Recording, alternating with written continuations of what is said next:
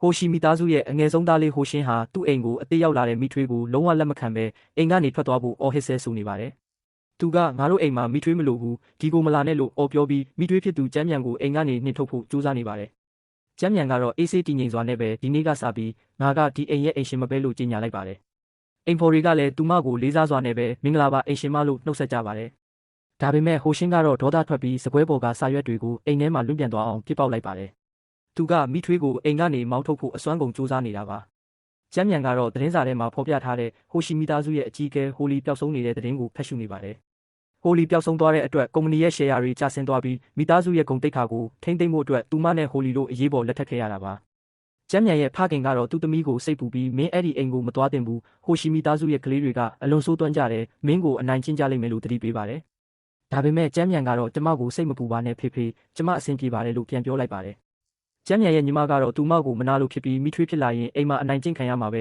မင်းဘလောက်ပဲတော်တော်လကားပဲလို့လှောင်ပြောင်းပါတယ်။ကျမ်းမြန်ကတော့ဘာမှပြန်မပြောပဲတိတ်ဆိတ်စွာနဲ့ပဲတီးခံနေပါတယ်။ဟိုရှိမိသားစုရဲ့အကြီးအကဲကတော့ကျမ်းမြန်ကိုငါမြေးတွေကိုကောင်းကောင်းထိန်းပေးပါမင်းကို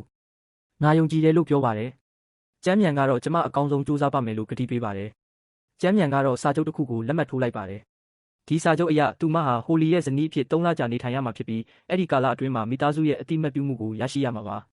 ဟိုရှင်းကတော့ကြောင်းသွားဖို့ပြင်ဆင်နေရင်ကျမ်းမြန်ကိုအနိုင်ကျင့်ဖို့အစီအစဉ်ဆွဲနေပါတယ်။သူကဒီတစ်ခါတော့မိထွေးကိုအဆက်ခွဲဖြစ်မယ်လို့တွေးနေပါတယ်။ကျမ်းမြန်ကတော့ဟိုရှင်းကိုစီကန်းရှိအောင်တင်ပေးဖို့အတွက်အိမ်ဖော်တွေကိုအမိန့်ပေးလိုက်ပါတယ်။သူမကဒီနေ့ကစပြီးစီကန်းတွေကိုတိတိကျကျလိုက်နာရမယ်လို့ပြောလိုက်ပါတယ်။ဟိုရှင်းကတော့ကျမ်းမြန်ရဲ့စီကန်းတွေကိုမကြိုက်ပဲဆန့်ကျင်နေပါတယ်။သူကငါအလုပ်ကိုဘာလို့လာဆုတ်ဖက်တာလဲလို့အော်ပြောပါတယ်။ကျမ်းမြန်ကတော့မင်းရဲ့အလုပ်တွေကိုမင်းကိုယ်တိုင်တာဝန်ယူရမယ်အခုကစပြီးမင်းကိုယ်တိုင်ပဲလုပ်ရမယ်လို့ပြက်ပြက်တသားပြောလိုက်ပါတယ်။ဟိုရှင်းကတော့ငါမင်းကိုမုန်းတယ်ငါအိမ်ကနေထွက်သွားမှလို့အော်ပြောပြီးအခန်းထဲကိုပြေးဝင်သွားပါတယ်။ဟိုရှင်းကတော့အခန်းထဲမှာငိုနေရင်သူ့အကိုနဲ့အမတ်စီကိုဗီဒီယိုခေါ်ဆိုမှုပြုလုပ်ပါတယ်။သူကအကိုအမမိထွေးကငါ့ကိုအနိုင်ကျင့်နေတယ်ဘယ်လိုလုပ်ရမလဲလို့တိုင်ကြားပါတယ်။ဟိုရှင်းရဲ့အမကတော့စိတ်မပူပါနဲ့ငါတို့နီလန်းရှာပေးမယ်လို့ပြောပါတယ်။သူမကဟိုရှင်းကိုမိထွေးကိုအနိုင်ကျင့်ဖို့နီလန်းတွေတင်ပေးနေပါတယ်။ဟိုရှင်းကတော့အခန်းထဲမှာအယုတ်တွေကိုပြစ်ပေါက်ပြီးစူညံနေပါတယ်။ကျမ်းမြန်ကတော့အခန်းထဲကိုဝင်လာပြီးဘာဖြစ်တာလဲလို့မေးပါတယ်။ကျမ်းမြန်ကတော့ဟိုရှင်းကိုစာတင်ပေးဖို့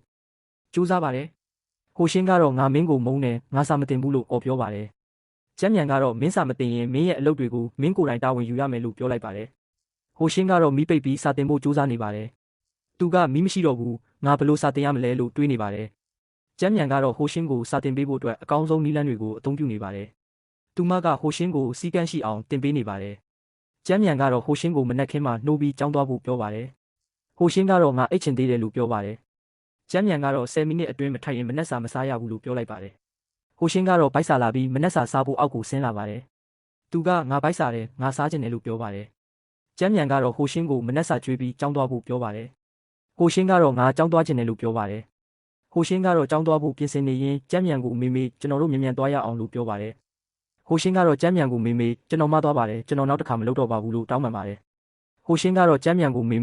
မေကတကယ်တော်တာပဲလို့ချီးကျူးပါတယ်။ကျမ်းမြန်ကတော့ပြုံးပြလိုက်ပါတယ်